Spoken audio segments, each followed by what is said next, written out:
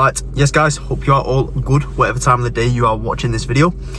Today we are doing a leg day at EP Jungle in Stockport. So different gym, very similar equipment to what I normally do.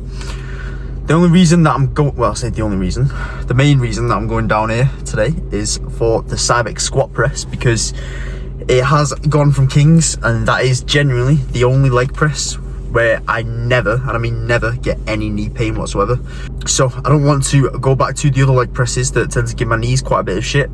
Instead, I am just going to go to a different gym and use the squat press. So yeah, that is what's on the cards today. In terms of the session, it's pretty much the exact same session, just a few different brands of equipment because a few of the machines are different from Kings to EP. But it should be a good one. I love training at EP, very good vibes there. Prefer the music, to be honest, than at Kings. It's a bit quieter, so you can actually sort of hear, like if you put your own music in, you can hear it. You can't really at Kings. But yeah, just finished work, so I've already had my 4 meals at work. Well, first one like on the way to work. But yeah, all fueled up, ready to go. Dying of hay fever because it's been horrific today, but not an excuse. We get in and get it done very well regardless. So I'll catch you in the gym. Adios. If anyone's never been to EP Jungle before, you know to actually find it when you get to the destination. It's like a little maze. It's like tucked right behind the back, and the door is like hidden. Well, it says EP on the sign, but yeah, it's pretty hard to find. Right, starting out the session with the usual dumbbell hammer curls, because we are starting out every leg day with biceps this off season. And despite me being at a different gym for this session, I pretty much want to keep as many, if not all, the exercises pretty consistent. I'll play around with certain different machines and stuff, but for the most part, I just want to keep the session almost bang on the same if I can. The main reason that I'm actually doing this session at EP is pretty much solely for the Cybex squat press, which I will get into later on. But for now, I'm just keeping the exercises consistent with what I do at this session when I do it at Kings. So for the first set, I went for the 20s, and I noticed that the dumbbells here at EP just feel heavier for some reason. Usually up at Kings, I'm getting 6 reps with the 20s on this exercise. However, down here, I only got 4, which surprised me quite a bit. And that's definitely way too low rep of a set for bicep curls. Personally for me, I don't really like going below 6 reps on a set of hammer curls at least. So for the following 2 sets, instead of using the 17.5s for my first back-off set, I just used 15s for both. And on the second set, I got 10 reps with 15s. And on the third set, I got 9 reps. So pretty happy with how both of those went, but I definitely would have liked to get more reps with the 20s. But different brands of dumbbells will weigh slightly different weights, and it's also primarily down to how dense the ends of the dumbbells are. Like if you've got the really dense metal dumbbells that you can get at like dedicated super gym, I don't know the actual brand of dumbbells, but they're stupidly heavy. And they're not actually heavier weights, it's just the way that the weight distributes and how well you can stabilize them in your arm. It's more of a thing when it comes to exercises like dumbbell RDLs, which you'll see later on in the session, or let's say any sort of like press. The bigger the dumbbells are, it's easier to stabilize them, which sounds counterintuitive, but it is when you start getting heavy weights. And that's not me saying I'm like ridiculously strong. If you ask someone who can press serious amounts of weight on, let's say, a dumbbell press, for example, they'll know exactly what I'm talking about, and they'll probably be able to understand the issue a lot better than I can, just because I'm simply not as strong as a lot of people are on dumbbell presses. We are getting there though, whenever I do eventually decide to do dumbbell presses again, which can't promise. Regardless, after that we are moving on to the seated calf raise. Now normally I tend to do this on the Cybex toe press that they have up at Kings, but there isn't a toe press machine at EP unfortunately. They've got a good Star Track seated calf raise and standing calf raise, which is good. So instead of using those, I decided to use the Nebula leg press, but there's a little attachment thing to the bottom of the sled, which is something that you can place your toes on and use as like a bit of a calf raise kind of machine. And this felt really good, really comfortable. So I'm probably going to trial out the Nebula leg press just as an actual leg press as a whole, just because it felt really comfy in terms of the pad. I felt like I'd be able to brace on it very well. So we might put that into the program. We'll see, depending on if I do switch to EP or not, which I think I probably will. So we'll see about that. So yeah, I did 2 sets on there, both with the same weight, 4 plates per side. Top set, I got 10 reps. Then the back off, I decided to leave the same weight on, and I got 8 reps. So very happy with that. After this, we are moving on to the Lion hamstring curl, but instead of the usual Cybex one that I use at Kings, we're now using the Strive, which is a very rare and very high quality piece. Anyone who's into their gym equipment will know that Strive is basically the old version of Prime, kind of. It's like the OG. but Prime basically bought the patent off Strive in terms of having like the 3 cams to change the resistance profile on the settings, and took it for their own basically. And from what I've heard, the Strive pieces are actually better than the Prime pieces, just from like an actual durability standpoint. Apparently Prime pieces tend to break a lot more than Strive, just because they actually manufacture the Prime at like with cheaper materials and stuff. From what I've heard, I'm not that adept when it comes to knowing about how they actually manufacture gym equipment. I just know what it does, what muscles it trains, and how well it trains them. So it's a bit out of my area of expertise. But anyways, I did my usual 3 sets on here, but given the fact that I can now manipulate the resistance profiles, I did the first set on setting 1, which basically shifts all the not all, but it shifts the resistance through like the middle range of the movement, so kind of even throughout pretty much. And then the second set, I did that on cam 5, which kind of shifts it in between the end range, so the stretch position, and the middle range. Then my final set, I did this on setting 3, where it shifts all the tension into the end range, which is basically the stretch position. And that is because as the sets go on, my hamstrings will become more fatigued, and when they get more fatigued, it's harder to get them fully short and contracted, so you will therefore become weaker in the contracted position. So as the sets go on, it makes sense for you to manipulate the resistance profile, if possible, to place more tension in the stretch position. Or you could just stick the setting on whatever you want, train as hard as you can, and you'll still make phenomenal progress. These are just like the 1% little things that can slightly add up over time, and I find quite interesting, to be fair. So I don't mind putting a bit more effort into getting the perfect setup and stuff, but each of their own. All 3 sets felt very good, and as you can see on this exercise, the leg extension as well, and on the previous line hamstring curl, I'm being strapped in by the gym pin seatbelt. And funnily enough, the guy who actually like designed gym pins and who basically owns the company Gym Pin actually trains at this gym, so if I see him, I will thank him in person for this wonderful invention that revolutionizes training lower body, in my opinion. But although, to be fair, I think he trains earlier on in the day, whereas I train right end of the evening. Like, it's probably about 9:30 by the time I'm actually doing this exercise, maybe a bit early, maybe like 9:15 by the time I'm doing this exercise, or finishing up on the leg extension, for example, before I then move on to the squat press. So I probably won't end up seeing him. Anyways, moving on to the next exercise, which is the leg extension. And I'm on the Prime one here. Usually at Kings I'm on the Cybex, but the Prime is still very good. The Cybex is also very good. I think you can just get a little bit extra range of motion with the Cybex, which you can't with the Prime. But last time I did this, because I trained at EP for this session the week prior, I just didn't film it for YouTube, they had one of those like little hip thrust pads, but it was like cut open a little bit, which could slide onto the leg extension pad to get more range of motion, but I couldn't find that today, so that hasn't been put on. But it's still, to be fair, it does still give you a pretty good range without it, so I can't really complain. And I did actually notice here at EP that they have both the Prime pin loaded leg extension and the Prime plate loaded leg extension.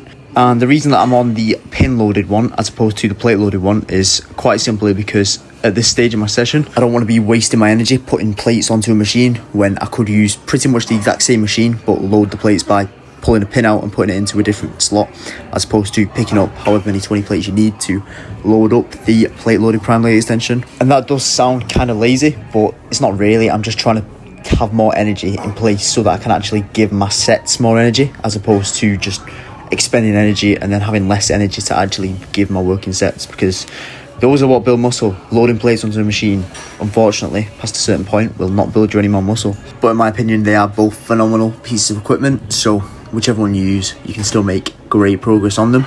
They are world class. In terms of my sets and reps on here, it's pretty much the exact same layout as the previous exercise, the line hamstring curl. Because this is Prime, I can also manipulate the resistance profile. So first set I'm doing on cam 1, second set cam 5, same weight on both, but I'm pretty much getting, I think I got 10 reps with the first set, then 9 with the second set. So, sorry, the amount of reps that is. And then with the third set, I dropped the pin by 1 and basically got the same reps as I did with the second set, so 9 reps. However, I placed the cam on 3, so all the tension was moving into the lengthen range, and as you can see, it was a fight to get out of that last one. Now onto the reason why I actually came here in the first place, the Cybex squat press. In my opinion, one of, if not the best leg press ever made. Bit of a bold statement, but I will make it, because this is pretty much the only leg press which I can run consistently. When I say run, I mean like do for weeks at a time consistently without my knees flaring up whatsoever. And that's very important to me, because with other leg presses that I've used, I'll use them for a couple of weeks, progress them nicely, and then my knees will just start flaring up. I'll have to drop some weight off and then work my way back up to what I was doing before. kind of my knees will flare up again, and then I'll have to repeat that process again. And it's sort of just like I'm running around in circles, just trying to work around this dodgy knee. But with this one, I can just constantly go and go and go and go. So I don't have any issues with it, hence why I love it so much. I think the reason for that is likely due to the actual resistance curve of it.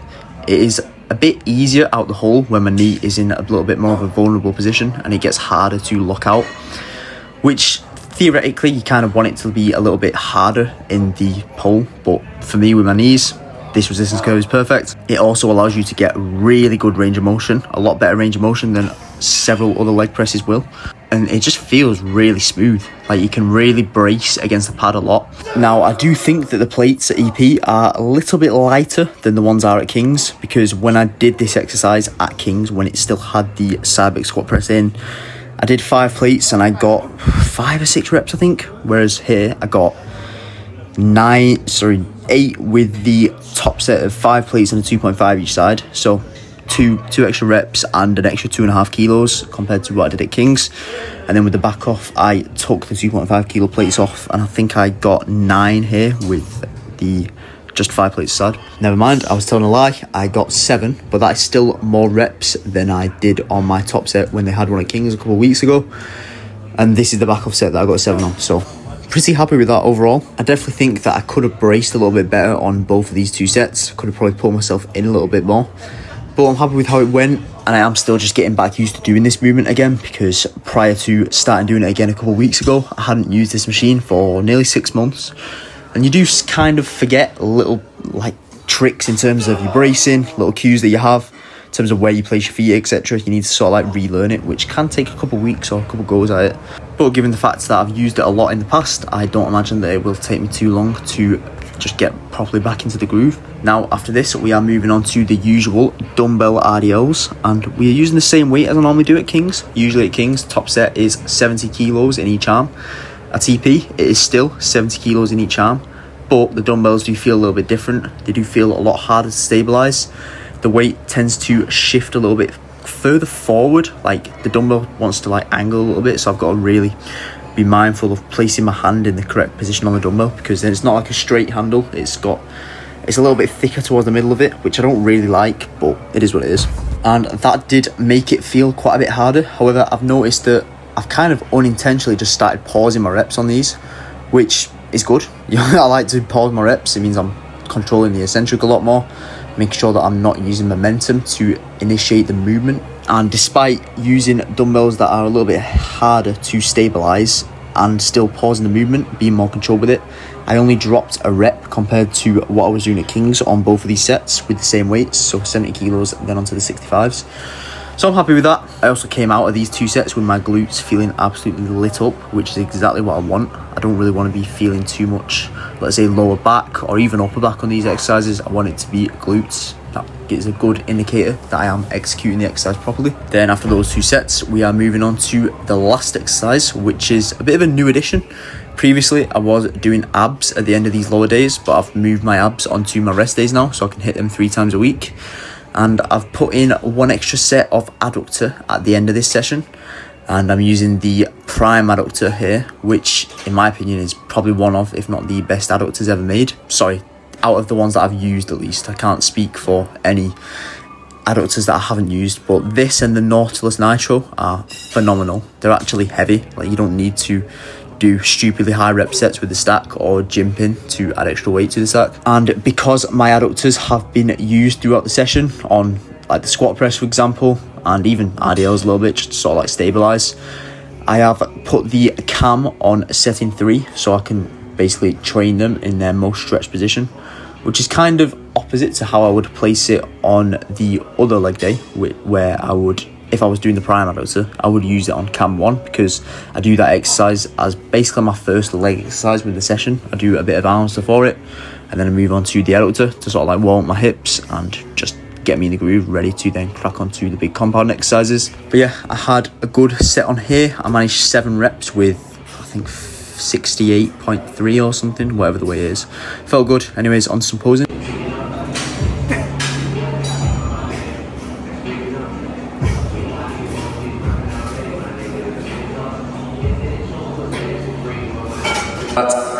Just wrapped up with the session. see how we're looking in the different pose room. Obviously I'm used to one at Kings, but we are not at Kings today. Just going to take the top off, it's sweaty.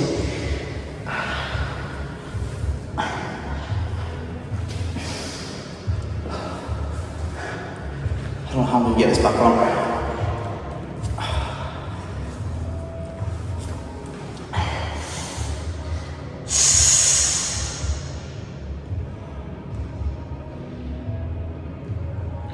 Yeah, abs are starting to fade a little bit,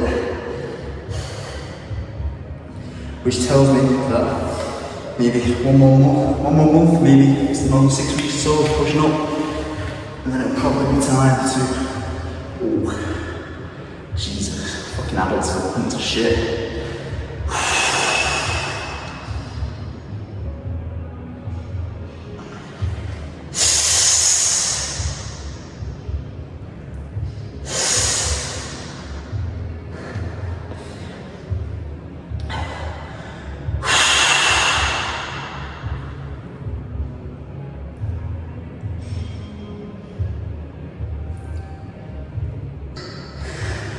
Right, obviously that is the session wrapped up. I'm now back home with the post-workout meal ready.